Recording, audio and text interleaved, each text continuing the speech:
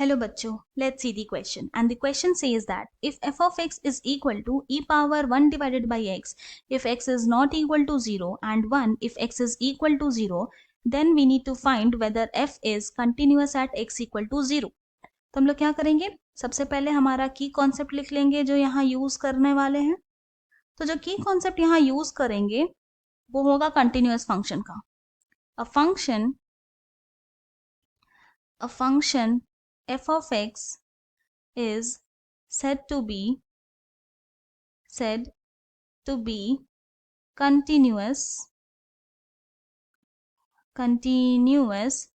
at x equal to a if limit x tend to a f of x is equal to आ जाएगा f of a के such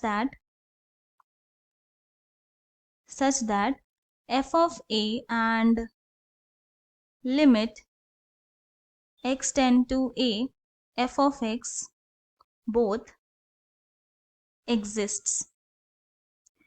मतलब कि एक function f of x continuous तभी होगा x equal to a point पे जब limit x tend to a f of x equal to हो जाएगा f of a के, और यहाँ पे दोनों का एग्जिस्ट कराना मतलब दोनों का वैल्यू एग्जिस्ट करना जरूरी है.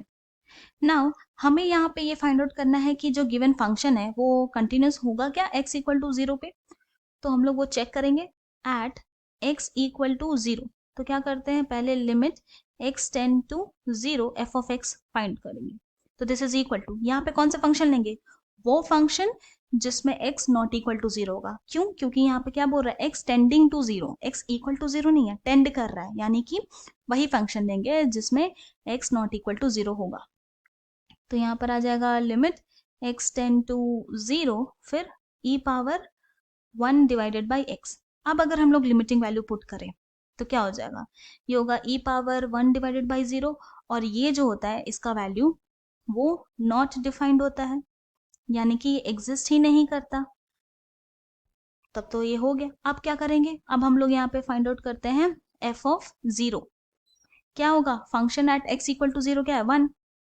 तो यहाँ क्लियरली दिख रहे हैं कि ये जो limit x tend to 0 f of x है वो तो डिफाइंड ही नहीं है. तो जब डिफाइंड ही नहीं है तो फंक्शन कंटिन्यूस तो पॉसिबल ही नहीं है, क्योंकि हमारा जो की कॉन्सेप्ट है उसमें क्लियरली लिखा है कि अगर f of a and limit x tend to a f of x exist करेगा और दोनों का वैल्यू इक्वल होगा तभी फंक्शन कंटिन्यूअस होगा. तो since limit x tend to 0 f of x is not equal to f of 0, therefore the given function f of x is not continuous